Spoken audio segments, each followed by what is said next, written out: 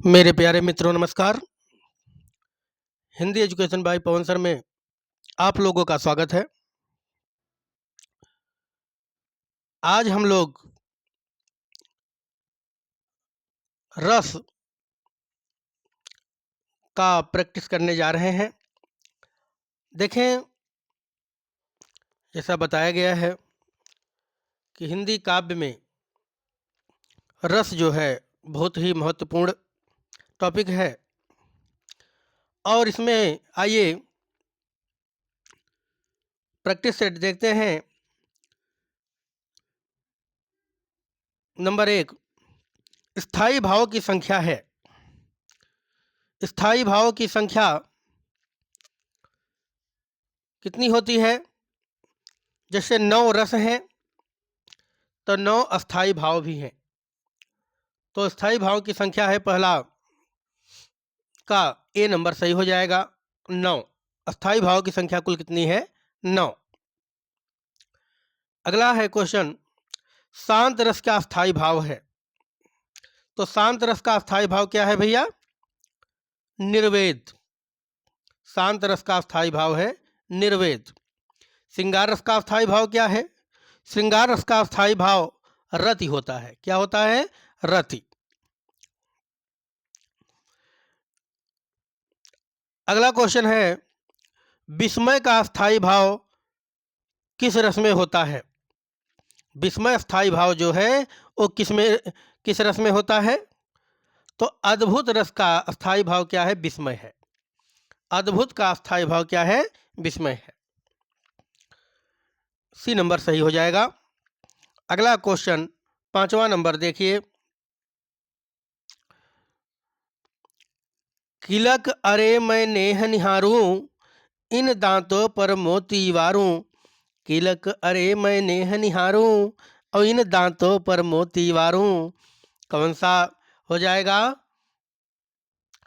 भगवान श्री कृष्ण के लिए यह शब्द कहा गया है, तो इसका वत्सल, वात्सल्य। देखें, भक्ति और वात्सल्य जो हैं यह अलग हैं, इनको रसों में स्थान प्राप्त नहीं है। लेकिन वात्सल्य मतलब बच्चा, वत्स माने बच्चा, तो वात्सल्य रस का स्थायी भाव वत्सल होता है। तो छोटे बच्चे के लिए यह शब्द कहा गया है।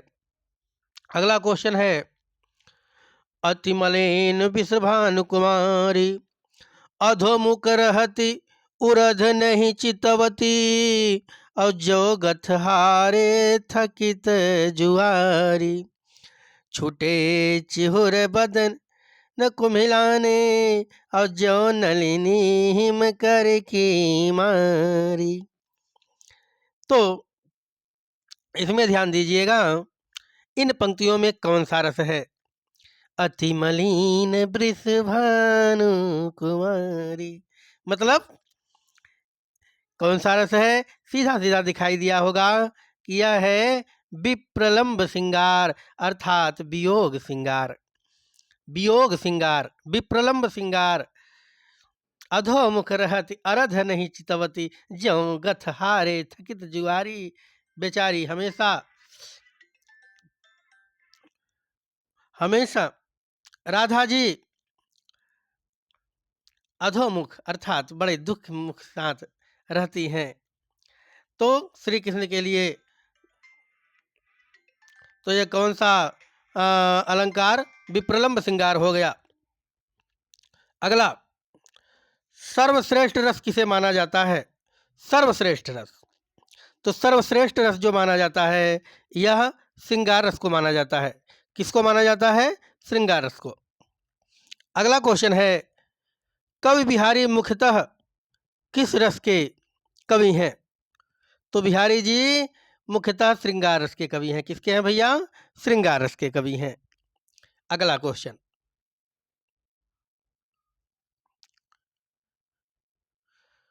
9वां नंबर देखें, मेरे तो गिरधर गोपाल दूसरो न कोई, जाके सिर मोर मुकुट मेरो पति सोई। मेरे तो गिरधर गोपाल दूसरो न कोई, जाके सिर मोर मुकुट मेरो पति सोई। यह मीरा की पंक्तियां हैं और इसमें पंक्तियों में रस पूछा गया है, तो कौन सा है? श्रृंगार रस। कौन सा है भैया? श्रृंगार रस। अगला है 10वां नंबर, शोभित कर नवनीत लिए, घुटुरन चलत रेणु तन मंडित मुख दधिलेप किए। कौन सा रस है? सीधा सीधा दिखाई दे रहा है, शोभित कर। भगवान श्री कृष्ण शोभित कर अर्थात अपने हाथों में, सुंदर हाथों में नवनीत लिए, मक्खन लेकर के, घुटुरन चलत रेणु तन मंडित मुख दधिलेप किए, घुटनों के बल चल रहे हैं, और रेणु तन मंडित, मुख दधिलेप, मुख में दधी उधी लगा करके, तो कौन सा रस है? वात्सल रस है।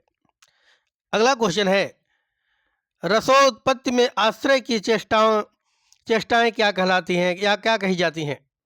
रसोत्पत्ति में आश्रय की चेष्टाएं क्या कही जाती हैं? तो 11 नंबर ध्यान रखिएगा, तो 11 में कौन सा ही हो जाएगा? अनुभाव। रसोत्पत्ति में आश्रय की जो चेष्टाएं हैं वो अनुभाव कहलाती हैं। अगला क्वेश्चन है, ट ठ ड ढ वर्णों के प्रयोग का संबंध काव्य के किस गुण से है? तो माधुर्य, ओज, प्रसाद, इनमें से कोई नहीं। किस गुण से है भैया? जब ट ठ ड ढ तो वर्णों का प्रयोग जाता है तो ओज होता है, ओज। अगला, प्रियपति सॉरी माधुर्य गुण का किस रस में प्रयोग होता है? माधुर्य गुण का किस रस में प्रयोग होता है? तो माधुर्य गुण का श्रृंगार रस में प्रयोग होता है। किस में होता है भैया? श्रृंगार रस में। अगला क्वेश्चन है 14 नंबर, प्रियपति वह मेरा प्राण प्यारा कहाँ है, और दुख जल निधि डूबी का सहारा कहाँ है? इन पंक्तियों में कौन सा स्थायी भाव है? प्रियपति वह मेरा प्राण प्यारा कहाँ है, और दुख जल निधि डूबी का सहारा कहाँ है? तो शोक अर्थात करुण रस। करुण रस का स्थायी भाव क्या होता है? शोक। रस कितने प्रकार के होते हैं? तो जैसा बताया गया कि रस कुल 9 प्रकार के होते हैं। प्रारंभ में तो भरत मुनि जी ने 8 ही बनाए थे। कुल रस 9 प्रकार के होते हैं। अगला क्वेश्चन,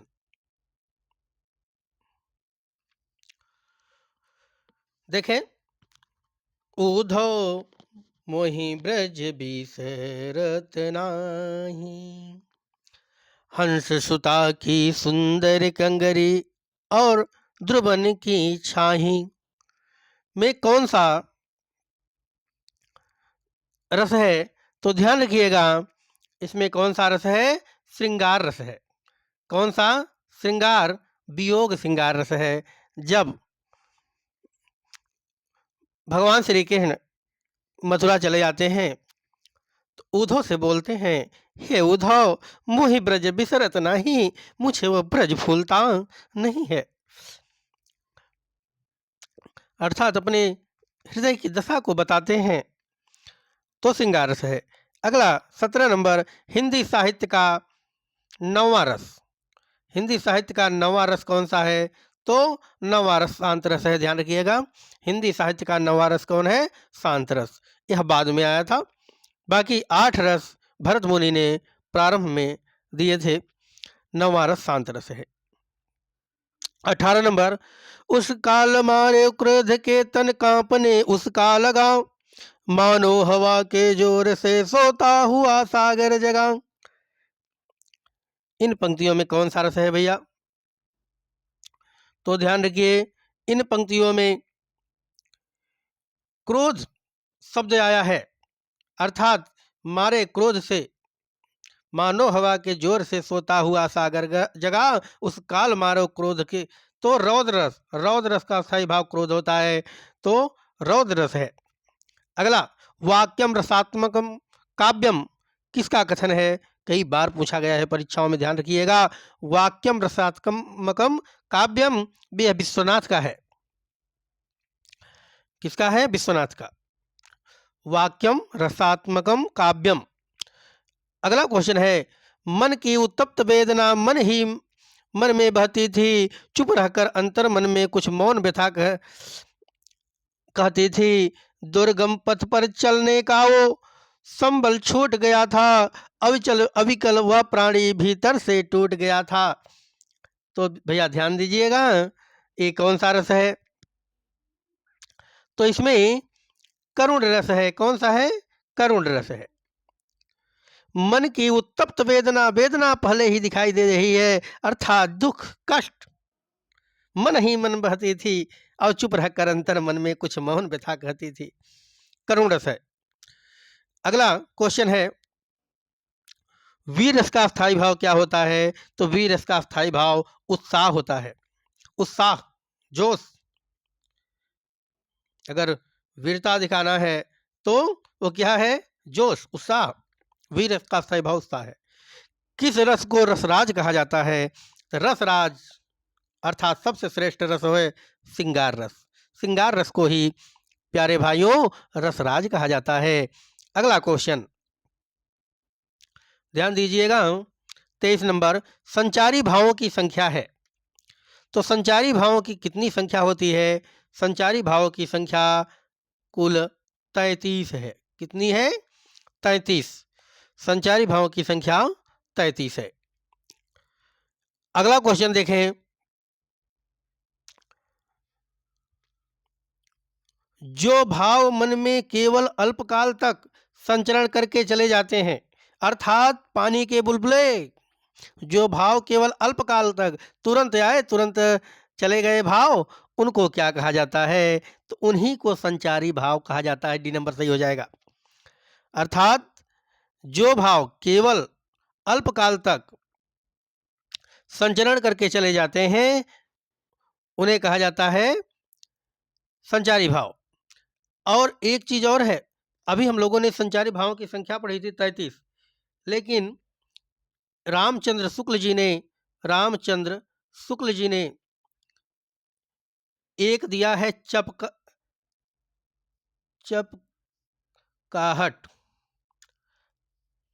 चपचपाहट, और एक और है छल। देव जी ने दिया है, देव जी ने छल नामक दिया है। इस प्रकार 35 हैं, लेकिन मुख्य रूप से 33 हैं। देव जी ने छल दिया है, और चपकाहट जो है वो रामचंद्र शुक्ल जी ने दिया है। अगला क्वेश्चन है,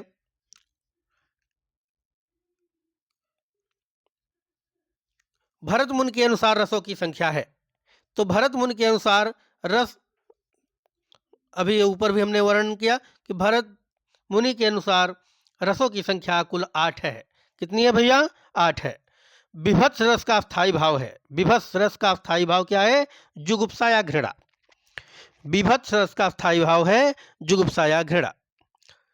क्रोध किस रस का स्थायी भाव है? तो आप जानते हैं, बताया जा चुका कि रौद्र रस का स्थायी भाव क्रोध है। रौद्र रस का स्थायी भाव क्रोध है।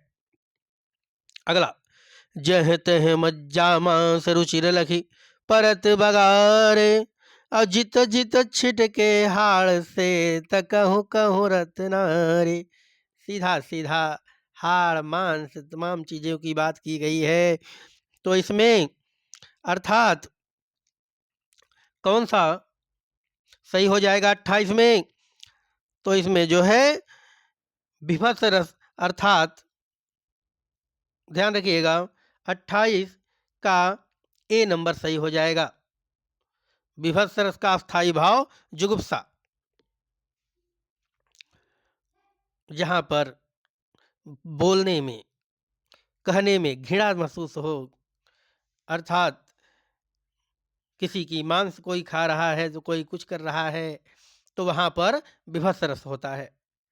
अगला क्वेश्चन ध्यान रखिएगा, के सौ कही न जाई का कहिए, देखत तव रचना विचित्र अति, समुझ मन रहिए।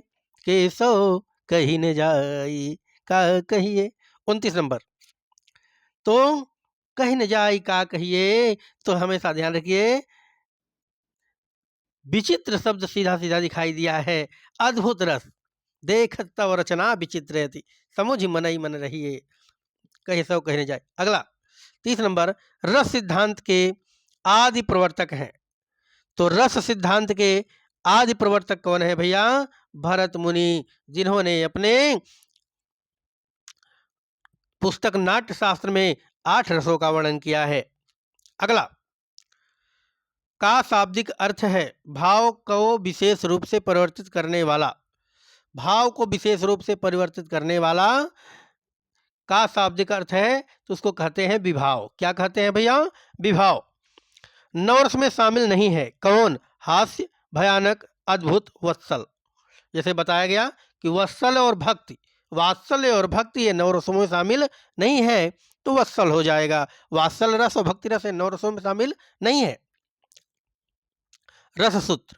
अगला, विभावानुभाव संचारी, विभावानुभाव व्यभिचारी, संयोग अद्र निष्पत्ति ही किस ग्रंथ से आया है?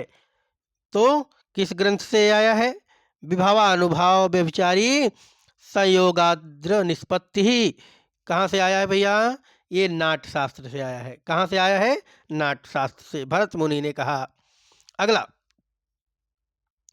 क्वेश्चन है, ध्यान रखिए, निम्नलिखित रसों को उसके अस्थायी भावों के साथ सुमेलित कीजिए। तो अस्थायी भाव के साथ सुमेलित करना है, आइए देखते हैं। रौद्र रस, इसका मिलान हो जाएगा क्रोध से। विभत्स रस, इसका मिलान हो जाएगा जुगुप्सा से। अद्भुत रस, इसका मिलान हो जाएगा विस्मय से। शांत रस, इसका मिलान हो जाएगा निर्वेद से। और शोक करुण रस, शोक का हो जाएगा करुण रस। तो हमारा कौन सा सही है? ध्यान रखिएगा, तीसरा अर्थात बी नंबर सही हो जाएगा। कौन सा? बी नंबर सही हो जाएगा। अगला क्वेश्चन देखें, दुख ही जीवन की कथा रही, क्या कहूँ आज जो नहीं कही। दुख ही जीवन की कथा रही, क्या कहूँ आज जो नहीं कही। 35 का कौन सा सही हो जाएगा? तो दुख ही पहले ही बता दिया गया कि दुख ही जीवन की कथा रही, क्या कहूँ आज जो नहीं कही, करुण रस हो जाएगा। कौन सा रस हो जाएगा भैया? करुण रस। 36 नंबर, चमक उठी सन 57 में, ओ तलवार पुरानी थी। तो चमक उठी सन 57 में, वो तलवार पुरानी थी। तो कौन सा रस हो जाएगा? भक्ति रस, वीर रस, हास्य रस, श्रृंगार रस। भाई तलवार उठेगी तो वीरता के लिए उठेगी, वीर रस हो जाएगा। अगला क्वेश्चन 37, समरथ से जड़या चेतन, सुंदर साकार बना था, चेतना एक बिलस थी, आनंद अखंड घना था। इन पंक्तियों में कौन सा रस है? तो इन पंक्तियों में शांत रस है। कौन सा रस है भैया? शांत रस। समरस थे जड़या चेतन, सुंदर साकार बना था, चेतना एक बिलस थी, आनंद अखंड अखंड घना था, अर्थात शांत रस हो जाएगा। अगला क्वेश्चन है, मन रे तनी कागद का पुतला, लागे बूंद बिनसी जाए छिन में। तो मन रे तन कागज का पुतला, अब लागे बूंद बिनस जाए छिन में, अब गर्व करे क्या इतना। अहंकार क्यों इतना करता है? अर्थात जब भक्ति भावना की बात आती है, साधु संतों की बात आती है, ये कबीर की पंक्तियां अर्थात संतों की पंक्तियां हैं, तो यह कौन सा रस है भैया? शांत रस है। जहां सुमति तह संपत्ति नाना, और जहां कुमति तह विपत्ति निदाना। पद में कौन सा रस है? तो इसमें ध्यान रखिएगा, इसमें भी भक्ति भावना की बात आई है, शांत रस है। जहाँ सुमत तह संपत्ति नाना, और जहाँ कुमत तह विपत्ति निधाना। सही विकल्प बताइए। संसार की असारता के कारण उत्पन्न हुए वैराग्य से की उत्पत्ति होती है, किसकी उत्पत्ति होती है? शांत रस की उत्पत्ति होती है। जब संसार के असारता से के कारण उत्पन्न हुए वैराग की जो उत्पत्ति होती है वो शांत रस की होती है। अगला क्वेश्चन ध्यान रखिएगा, निम्नलिखित में से कौन सा रस का अवयव नहीं है? कौन सा रस का अवयव नहीं है अर्थात भाग नहीं है? तो ध्यान रखिए, अलंकार जो है वो रस का भाग नहीं है। स्थायी भाव भी है, विभाव भी है, व्यभिचारी भाव भी है। अगला, भरत मुनि ने 4 मूल रस माने हैं, निम्नलिखित में से इनमें से कौन सा एक उनके द्वारा मान्य मूल रस नहीं है? तो 4 मूल रसों में ध्यान दीजिएगा, श्रृंगार, वीर, रौद्र, ये तीनों है, अद्भुत रस नहीं है। अगला, नयनों का नयनों से गोपन प्रिय संभाषण में कौन सा रस है? नयनों का नयनों से गोपन, भाई नयन नयन जहां एक दूसरे से मिल रहे हैं वहां कौन सा रस आएगा? तो श्रृंगार रस आएगा। संभाषण मतलब बातें कर रहे हैं। अगला क्वेश्चन है 44, पायो जी मैंने राम रतन धन पायो, वस्तु अमोलक दी मेरे सतगुरु कृपा करे अपनायो। में कौन सा रस है? तो कौन सा रस है भैया? भक्ति रस है। कौन सा रस है? भक्ति रस है। तो इस प्रकार रसों का प्रैक्टिस भाव हम लोगों का लगभग 44 क्वेश्चन का समाप्त हुआ। प्यारे भाइयों, अगले वीडियो में पुनः मिलते हैं, तब तक के लिए नमस्कार।